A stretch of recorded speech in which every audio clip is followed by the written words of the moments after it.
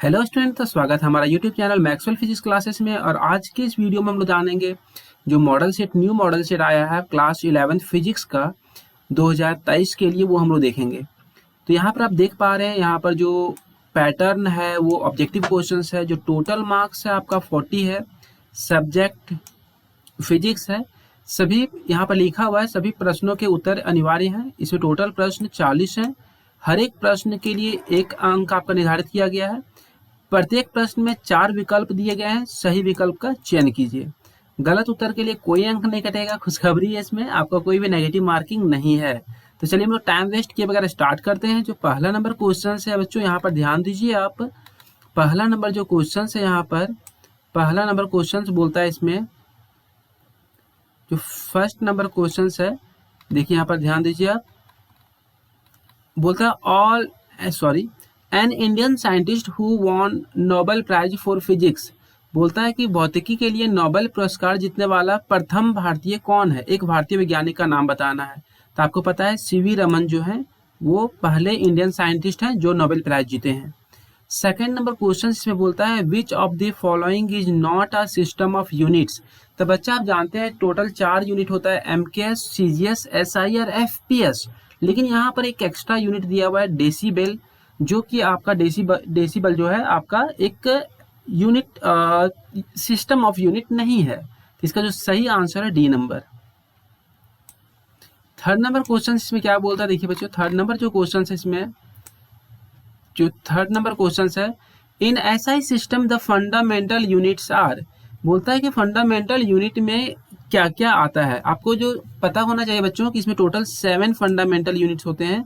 7 fundamental unit होता है। First में mass, length, time, temperature, electric current, amount of substance और ल्यूमिनस इंटेंसिटी। तो इसका जो सही आंसर है, लेंथ का मीटर होता है, मास का किलोग्राम, टाइम का सेकंड, टेम्परेचर का केल्विन होता है, करंट का एम्पियर होता है, अमाउंट ऑफ सबस्टांस का मोल होगा, ल्यूमिनस इंटेंसिटी कैंडेला। तो इसका सही आंसर है ए नंबर। इसमें सही क्यों नहीं है, तो इसमें आप देखिए, एक जो कूलम है, ये कूलम एसआई यूनिट में नहीं आता, फंडामेंटल यूनिट में नहीं आता है। इसमें न्यूटन जो फंडामेंटल यूनिट में नहीं आता है। इसमें आप फ्लक्स जो है फंडामेंटल यूनिट में नहीं आता। इसका सही आंसर है 3 का ए नंबर। नेक्स्ट नंबर क्वेश्चन देखिए बच्चों,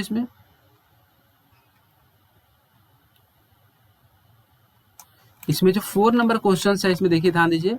4 नंबर क्वेश्चन क्या बोलता है, कोई एक व्हीकल है जो हाफ डिस्टेंस ट्रेवल कर रहा है स्पीड v1 से, और सेकेंड हाफ स्पीड v2 से ट्रेवल कर रहा है। तो एवरेज स्पीड क्या है। तो बहुत सारे बच्चे सोच रहे हैं कि एवरेज निकालने का तरीका क्या है कि दोनों को जोड़ के 2 से डिवाइड कर देंगे। नहीं बच्चा, गलत हो जाएगा। तो इसका जो सही आंसर है बच्चा 2v1 v2 by v1 plus v2। कम समय है बच्चा, ऐसे भी इसको आप पढ़े होंगे डिटेल में। 2v1 v2 by v1 plus v2 होता है इसका, ये इसको ड्राइव करके निकालना होता है। तो 4 का आंसर हो जाएगा सी नंबर। नेक्स्ट नंबर क्वेश्चन देखते हैं यहाँ पर। 5 नंबर क्वेश्चन क्या बोलता है। 5 नंबर क्वेश्चन बोलता है which of the following can be used to describe how fast an object is moving along with the direction of motion at a given instant of time।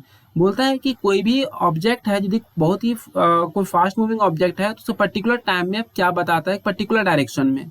यहाँ mention किया हुआ direction of motion. तो इसका जो सही answer हो जाएगा A number, instantaneous velocity बताता है।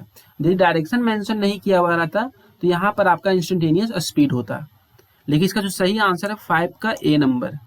नेक्स्ट नंबर क्वेश्चन देखते हैं इसमें। नेक्स्ट नंबर जो क्वेश्चन है देखिए बच्चों, इसमें 6 नंबर जो क्वेश्चन बोलता है इसमें कि मैक्सिमम रेंज ऑफ प्रोजेक्टाइल क्या होगा। मैक्सिमम रेंज ऑफ प्रोजेक्टाइल क्या होगा। तो बच्चों जैसा कि आप जानते हैं जो फॉर्मूला होता है R इक्वल टू, जो फॉर्मूला होता है मैक्सिमम रेंज का, थोड़ा राइटिंग यहाँ पर उतना अच्छा नहीं बन पाएगा क्योंकि हम माउस से लिख रहे हैं बच्चों, इसमें थोड़ा सा मैनेज कीजिएगा आप लोग। तो इसका फॉर्मूला होता है u square sine 2 theta sine 2 theta by g, sine 2 theta divided g. अब यहाँ पर कुछ नहीं करना आपको, यहाँ पर थीटा के जगह पे हम 45 लिखेंगे। तो साइन 45 ये आपका 45 इंटू 2 90 हो जाएगा, साइन 90 की वैल्यू 1 हो जाएगा। तो ये मैक्सिमम वैल्यू देगा u square by g, u square by g. तो इसका सही आंसर है बच्चों ए नंबर। तो 6 का आंसर हो जाएगा A number, maximum range. 7 number question क्या बोलता है, देखिए 7 नंबर क्वेश्चन बोलता है इसमें, ये बहुत ही आसान क्वेश्चन है 7 नंबर। ध्यान दीजिए इसमें 7 नंबर क्वेश्चन बोलता है कि कोई भी एक बॉडी है जो कोई भी सर्कल में मूव कर रहा है सर्कमफेरेंस के अलॉन्ग, इसका रेडियस दिया हुआ 2 मीटर, वेलोसिटी दिया हुआ है 6 मीटर, तो एंगुलर वेलोसिटी क्या होगा। तो एक बहुत ही अच्छा रिलेशन है v equal to omega r, v equal to omega r, v equal to omega r. यहाँ से ओमेगा निकालना है आपको, तो ओमेगा इक्वल टू हो जाएगा बच्चों, ओमेगा इक्वल टू हो जाएगा v बाई आर। v का मान यहाँ पर 6 दिया हुआ है, तो यहाँ पर 6 पुट कर देंगे और r के जगह बच्चों 2 पुट कर देंगे, तो 6/2 ये कटेगा, तो इसका आंसर कितना आ जाएगा बच्चों 3। तो ये बहुत ही आसान क्वेश्चन था 7 का, बी नंबर 3 रेडियन पर सेकंड सही आंसर है। 8 नंबर क्वेश्चन देखते हैं बच्चों, इसमें क्या बोलता है। ये 8 नंबर तो और भी आसान क्वेश्चन था, सब बच्चा टाइप क्वेश्चन दिया हुआ है जैसा कि आप लोग हम पढ़ाए थे क्लास में भी। इसमें बोलता है एक्सेलरेशन किस तरह का क्वांटिटी है, तो बहुत ही आसान है। एक्सेलरेशन कैसा क्वांटिटी है, वेक्टर क्वांटिटी। तो 8 का जो सही आंसर है ए नंबर। नेक्स्ट क्वेश्चन देखते हैं हम लोग इसमें। नेक्स्ट नंबर क्वेश्चन इसमें बोलता है 9 नंबर क्वेश्चन देखिए बच्चों। 9 नंबर क्वेश्चन क्या बोलता है इसमें, 9 नंबर क्वेश्चन जो है इसमें देखिए, बोलता है एक स्टूडेंट है जो कुछ इक्वेशन लिख रहा है, जैसे power equal to work by time, force equal to mass into acceleration, velocity equal to displacement by time. तो बोलता है कितना वेक्टर क्वांटिटी इसमें यूज हुआ है। तो पहला तो फोर्स वेक्टर क्वांटिटी है, एक्सेलरेशन वेक्टर क्वांटिटी है, वेलोसिटी वेक्टर क्वांटिटी है और डिस्प्लेसमेंट। तो काउंट कर लीजिए बच्चों 1 2 3 4, इसका सही आंसर है डी नंबर। तो 9 का जो बच्चों सही आंसर है डी नंबर। नेक्स्ट देखिए आप लोग यहाँ पर 10 नंबर क्वेश्चन बोलता है to shake off water from wet cloth it a common to give it a sudden jerk, in doing so we are talking advantage of. आप कपड़ा धोते हो बच्चों, उसके बाद क्या करते हो, आपको हवा में उसको जोर से उछालते हो, तो वहां पर किसका फायदा होता है, तो Newton's first law of motion का, जड़त्व का जो नियम बोलता है उसमें जो वाटर ड्रॉपलेट्स रेस्ट में रहना चाहते हैं, लेकिन आप जब उसको कपड़े को जर्क देते हो तो वो वाटर ड्रॉपलेट्स कपड़े से बाहर चले जाते हैं। तो 10 का जो सही आंसर है बच्चों ए नंबर। नेक्स्ट नंबर क्वेश्चन देखिए। नेक्स्ट जो नंबर क्वेश्चन है यहाँ पर 11 नंबर क्वेश्चन यदि देख पा रहे हैं यहाँ पर, बोलता है when we experience recoil in a gun after firing a bullet. जब आप गन चलाते होंगे तो वहां पर गन को जब फायर करते हैं हम लोग, तो बुलेट आगे गन पीछे की ओर जाता था, ऐसा क्यों होता है। तो यहाँ पर ऑप्शन दिया है कि बुलेट के पास कम मोमेंटम होगा, बुलेट के पास अधिक मोमेंटम होगा, बुलेट के पास जीरो मोमेंटम होगा, नन ऑफ द एबव। बच्चों आपको पता होना चाहिए कि कंजर्वेशन ऑफ मोमेंटम बोलता है कि टोटल मोमेंटम कंजर्व रहेगा। कहने का मतलब जितना मोमेंटम आगे होगा उतना ही मोमेंटम पीछे होगा, दोनों का वैल्यू इक्वल होता है बट डायरेक्शन अपोजिट होता है। लेकिन यहाँ ऐसा कोई भी ऑप्शन नहीं है, इसीलिए सही आंसर होगा D none of the above. Next number question देखते हैं 12 नंबर क्वेश्चन। यहाँ पे क्या है बच्चों देखिए, 12 नंबर क्वेश्चन बोलता है यहाँ पर, 12 नंबर जो क्वेश्चन है यहाँ पर कि किसी भी बॉडी का मास दिया हुआ है, किसी भी बॉडी का मास दिया हुआ है 2 kg, इसका वेट पूछा है। ये तो बहुत ही हलवा टाइप क्वेश्चन था। वेट का जो फॉर्मूला हो जाता है बच्चों, वेट का फॉर्मूला क्या होता है, mass m into g, mass into acceleration due to gravity. तो मास का जो फॉर्मूला दिया हुआ है 2 दिया हुआ है, और एक्सेलरेशन ड्यू टू ग्रेविटी का जो फॉर्मूला है ये आपका 9.8 होता है बच्चों, 9.8 होता है। जब इसको सॉल्व कीजिएगा तो 8 2 जा 16 हो गया और 9 2 जा 18 और 1 19.6 इसका सही आंसर होगा, 19.6 न्यूटन। तो 12 का आंसर हो जाएगा ए नंबर। 13 नंबर क्वेश्चन और भी बच्चा टाइप क्वेश्चन दे दिया कि जब आप बस पे चल रहे होते हैं तो बस अचानक रुक गया, बस इज सडनली स्टॉप्ड। तो ये कौन सा नियम बताता है, जड़त्व का नियम। पहला नियम जो न्यूटन का पहला नियम जड़त्व का नियम को बताता है। ये बताता है कि जब हम मोशन में रहेंगे, कार जब बस के ऊपर है तो बस भी मोशन में, हम लोग भी मोशन में, लेकिन बस अचानक जब रुक जाता है तो हम लोग का ऊपर का बॉडी क्या रहता है, मोशन में रहना चाहता है, इसलिए हम लोग वहां पर थोड़ा सा हम लोग आगे की डायरेक्शन में झुक जाते हैं। नेक्स्ट नंबर जो क्वेश्चन है 13 नंबर का सही आंसर है ए नंबर। नेक्स्ट क्वेश्चन है बच्चा 14 नंबर क्वेश्चन देखिए यहाँ पर, बोलता है इसमें कंजर्वेशन ऑफ मोमेंटम को कौन सा नियम से हम लोग क्लियरली समझ सकते हैं। तो कंजर्वेशन ऑफ मोमेंटम में दोनों बात वहां पर आता है बच्चा कि जो आइसोलेटेड सिस्टम हम लोग बोलते हैं तो टोटल फोर्स 0 होना चाहिए, जो कि थर्ड लॉ से रिलेटेड होता है। क्योंकि जो थर्ड लॉ क्या बोलता है कि जब किसी भी सिस्टम में जब फोर्स काम करता है, जो वहां पर जो एक्शन होता है रिएक्शन का अपोजिट होता है और वैल्यू सेम होता है, तो दोनों नियम काम करता है। तो इसका जो सही आंसर है डी नंबर, 14 का डी। 15 नंबर क्वेश्चन देखिए यहाँ पर। 15 नंबर क्वेश्चन क्या बोलता है बच्चों इसमें? 15 नंबर क्वेश्चन बोलता है कि कोई भी ब्लॉक ऑफ मास m है, एक ब्लॉक रखा हुआ है किसी भी, तो बोलता है यदि वो मूव कर रहा है, अब फोर्स को हम अप्लाई किए पैरेलल टू द सरफेस, तो बताना फ्रिक्शनल फोर्स किस पे डिपेंड करता है। तो बच्चों हम पढ़ा चुके हैं कि जो फ्रिक्शनल फोर्स होता है वो डायरेक्टली प्रोपोर्शनल किसका होता है? नॉर्मल रिएक्शन का।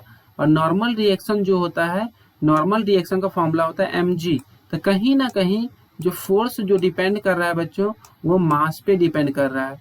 फोर्स जो डिपेंड कर रहा है मास पे डिपेंड कर रहा है। तो 15 का आंसर हो जाएगा बी नंबर। नेक्स्ट नंबर क्वेश्चन देखेंगे। 16 नंबर क्वेश्चन क्या बोल रहा है इसमें? 16 नंबर क्वेश्चन देखिए बच्चों, इसमें क्या बता रहा है? 16 नंबर क्वेश्चन बोलता है in any kind of collision. Collision जब आप लोग को पढ़ाए थे वहां बताए थे कोलिजन 3 तरह का होता है, एक इलास्टिक कोलिजन, एक परफेक्टली इलास्टिक कोलिजन, और एक elastic collision, perfectly elastic collision, एक इन इलास्टिक कोलिजन, एक परफेक्टली इन इलास्टिक कोलिजन। लेकिन तीनों में ही हम देखे थे कि लीनियर मोमेंटम तीनों ही में कंजर्व था, लेकिन काइनेटिक एनर्जी जिसमें कंजर्व रहता है उसको इलास्टिक कोलिजन बोलते हैं, और काइनेटिक एनर्जी कंजर्व नहीं रहता तो उसे हम इन इलास्टिक कोलिजन बोलते हैं। लेकिन जितना भी तरह का कोलिजन होगा सब में लीनियर मोमेंटम कंजर्व रहता है। तो 16 का आंसर हो जाएगा A number. Next number question देखते हैं हम लोग। 17 नंबर क्वेश्चन देखते हैं बच्चों, यहाँ पर क्या बोलता है? 17 नंबर क्वेश्चन में हम लोग देख रहे हैं यहाँ पर 17 नंबर क्वेश्चन बोलता है इसमें कि पोटेंशियल एनर्जी का फॉर्मूला क्या होता है? पोटेंशियल एनर्जी का फॉर्मूला होता है U equal to m into g into h. तो यहाँ पर m मास दिया हुआ है, h हाइट दिया हुआ है, तो कौन सा एब्सेंट है बच्चों? G। तो इसका जो सही आंसर है ग्रेविटेशनल एक्सेलरेशन। तो 17 का जो सही आंसर है आपका डी नंबर, इसमें सही आंसर है 17 का। नेक्स्ट नंबर क्वेश्चन हम यहाँ पर देखेंगे। यहाँ पर नेक्स्ट नंबर क्वेश्चन देखेंगे हम लोग यहाँ पर 18 नंबर क्वेश्चन कि 18 नंबर क्वेश्चन क्या बोल रहा है यहाँ पर। तो 18 नंबर क्वेश्चन हम लोग ध्यान देते हैं यहाँ पर कि 18 नंबर क्वेश्चन क्या बता रहा है इसमें देखिए। बोलता है area under force displacement graph. तो जब भी इस तरह का क्वेश्चन आएगा बच्चा तो कुछ नहीं करना होता है, आप लोग को सिर्फ ध्यान देना रहता है कि वहां पर जो भी ग्राफ में दिया रहेगा उसको इनटू करना होता है। फोर्स हो गया बच्चों और इनटू डिस्प्लेसमेंट। तो फोर्स इनटू डिस्प्लेसमेंट किसका फॉर्मूला होता है? ये फॉर्मूला होता है वर्क का। तो इसका जो सही आंसर हो जाएगा वर्क डन। 18 का सी नंबर आंसर होगा। 19 नंबर क्वेश्चन बोलता है टॉर्क किसके जैसा काम करता है? तो यहाँ पर याद रखिएगा कि टॉर्क का जो सेम काम, जो फोर्स का काम लीनियर मोमेंटम में, जो लीनियर मोशन में होता है बच्चों, वही काम टॉर्क का एंगुलर मोशन में, रोटेशनल मोशन बोल सकते हैं हम लोग। लीनियर मोशन में जो फोर्स काम निभाता है, रोल निभाता है, वही रोल निभाता है टॉर्क रोटेशनल मोशन में। तो टॉर्क को हम लोग बोलते हैं टर्निंग इफेक्ट ऑफ फोर्स। एक तरह से बोल सकते हैं टॉर्क जो होता है आपका क्या होता है? Turning effect of force. इसका सही आंसर है आपका 19 का बी नंबर। यही क्वेश्चन बोलता है कि इनर्शिया किससे रिलेटेड है? तो मास से। तो 19 का आंसर हो गया यहाँ पर बी नंबर। 19 का हो गया बच्चों बी। नेक्स्ट नंबर क्वेश्चन देखते हैं। 20 नंबर क्वेश्चन क्या बोल रहा है यहाँ पर ध्यान दीजिए। 20 नंबर क्वेश्चन यहाँ पर बोल रहा है 20 नंबर क्वेश्चन कि which quantity is represented by product of moment of inertia और angular acceleration. Moment of inertia को डिनोट करते हैं बच्चा आई से, और एंगुलर एक्सेलरेशन को डिनोट करते हैं हम लोग अल्फा से। तो ये फॉर्मूला किससे रिलेटेड है? तो ये फॉर्मूला रिलेटेड है टॉर्क से। अब बोलिएगा कि सर ये टॉर्क कैसे आ गया? तो देखिए हमको जो फॉर्मूला पता होता है बच्चों F equal to m a, ये सबको आता है। F इक्वल टू जो फॉर्मूला होता है मास इंटू एक्सेलरेशन। तो यहाँ से आप याद रख सकते हैं कि एक्सेलरेशन अल्फा की जगह पे चला गया, मास मोमेंट ऑफ इनर्शिया की जगह पे चला गया, और फोर्स किसके जगह पे चला गया? टॉर्क की जगह पे। तो इसका जो सही आंसर है बच्चों टॉर्क। 20 का बी नंबर। नेक्स्ट नंबर क्वेश्चन हम देखते हैं। 21 नंबर क्वेश्चन बोलता है कि कोई भी बॉडी रोटेट कर रहा है तो यहाँ बताना है कि जो एंगुलर मोमेंटम का डायरेक्शन किधर होगा। तो याद रखिएगा एक्सिस ऑफ रोटेशन के अलोंग। 21 का आंसर है डी नंबर। 22 नंबर क्वेश्चन देखिए यहाँ पर कि एस्केप स्पीड किस पे डिपेंड नहीं करता है। ये क्वेश्चन करवाए थे क्लास में कि एक बंदर को यदि भेजना रहेगा अर्थ के बाहर या हाथी को भेजना रहेगा तो दोनों में से किसका एस्केप स्पीड अधिक होगा? दोनों का सेम होगा। तो मास ऑफ बॉडी पे डिपेंड नहीं करता, याद रखिएगा। 22 का सी नंबर सही आंसर है। 23 नंबर क्वेश्चन देखते हैं हम लोग। 23 नंबर क्वेश्चन क्या बोलता है बच्चों देखिए यहाँ पर। 23 नंबर जो क्वेश्चन है यहाँ पर कि एक्सेलरेशन ड्यू टू ग्रेविटी जो होता है वो कहाँ पर अधिक होता है? तो याद रखिएगा जो जी का मान होता है वो मैक्सिमम होता है पोल पे और मिनिमम होता है इक्वेटर पे। 23 का सही आंसर है ए नंबर। 24 नंबर क्वेश्चन क्या बोलता है कि एस्केप वेलोसिटी किस तरह मास पे डिपेंड करेगा, किस तरह मास पे वो डिपेंड करेगा। तो देखिए बच्चों यहाँ पर बहुत ही आसान क्वेश्चन था 24 नंबर में। आप वहां पर याद रखिएगा कि जो v का जो एस्केप स्पीड का फॉर्मूला होता है वो होता है आपका √2 स्मॉल g इंटू r। यहाँ पर कहीं पर भी मास पे डिपेंड नहीं करता ऑब्जेक्ट, इसलिए मास का पावर कितना हो जाएगा 0। 24 का आंसर हो जाएगा ए नंबर। 25 नंबर क्वेश्चन बोलता है कि हाइड्रोलिक ब्रेक किस पे काम करता है। बहुत ही आसान क्वेश्चन था, बी नंबर हो जाएगा। पास्कल्स लॉ पे डिपेंड करता है, ये पास्कल लॉ पे वर्क करता है। ये क्वेश्चन करवाए थे कॉपी में आप लोग का। 2 एप्लीकेशन बताए थे, हाइड्रोलिक ब्रेक और यहाँ बताए थे हाइड्रोलिक मशीन। 25 हो गया बच्चा। 26 नंबर क्वेश्चन बोलता है कि कोई भी बॉडी विस्कस लिक्विड में फॉल कर रहा है तो फाइनली उसका शुरू में उसका स्पीड घटता है लेकिन बाद में कांस्टेंट वेव से फॉल करता है, इसको बोलते हैं टर्मिनल वेलोसिटी। तो falls with a constant velocity, finally वहां बोल रहा है कि लास्ट में क्या होगा। फिर बोलता है विस्कस फोर्स किस पे डिपेंड नहीं करता, तो वेलोसिटी पे डिपेंड करता है, वेलोसिटी ग्रेडियंट पे डिपेंड करता है, नेचर ऑफ लिक्विड पे डिपेंड करता है और एरिया पे डिपेंड करता है। लेकिन यहाँ क्वेश्चन दिया हुआ है कि विस्कस फोर्स किस पे डिपेंड नहीं करता, किसी पर्टिकुलर लिक्विड के लिए लेंगे हम लोग तो नेचर पे डिपेंड नहीं करेगा, अदरवाइज वेलोसिटी पे डिपेंड करता है, वेलोसिटी ग्रेडियंट पे डिपेंड करता है। क्योंकि एफ का जो फॉर्मूला होता है, एफ जो होता है विस्कस फोर्स होता है वो डायरेक्टली प्रोपोर्शनल होता है एरिया का और वेलोसिटी ग्रेडियंट का, dv upon dx velocity gradient. तो यहाँ पर हम देख रहे हैं कि ये एरिया पे भी डिपेंड कर रहा है, वेलोसिटी पे भी कर रहा है, वेलोसिटी ग्रेडियंट पे। तो यहाँ सही आंसर यहाँ पर हमको देखना होगा, तो 27 का सी मार सकते हैं हम लोग। नेक्स्ट नंबर क्वेश्चन देखिए 28 नंबर क्वेश्चन क्या बोलता है इसमें। 28 नंबर जो क्वेश्चन है कि velocity up to which the flow of liquid remains streamline तो बोलता है अबव इज टर्बुलेंट। तो यहाँ पर सही आंसर है क्रिटिकल वेलोसिटी बोलते हैं उसको हम लोग। स्ट्रीमलाइन के बाद वेलोसिटी को बढ़ा देंगे तो वेलोसिटी उसका जो मोशन हो जाएगा टर्बुलेंट हो जाएगा, क्रिटिकल वेलोसिटी बोलते हैं इसको। 29 नंबर क्वेश्चन देखिए क्या बोलता है इसमें। 29 नंबर क्वेश्चन बोलता है इसमें कि कोई भी एक स्टील वायर है, इसमें लोड कितना किया गया 2 kg, तो रेडियस को डबल कर दिया गया। पहले पतला तार था, इसमें जो लोड दिया गया वो 2 kg का लोड दिया गया।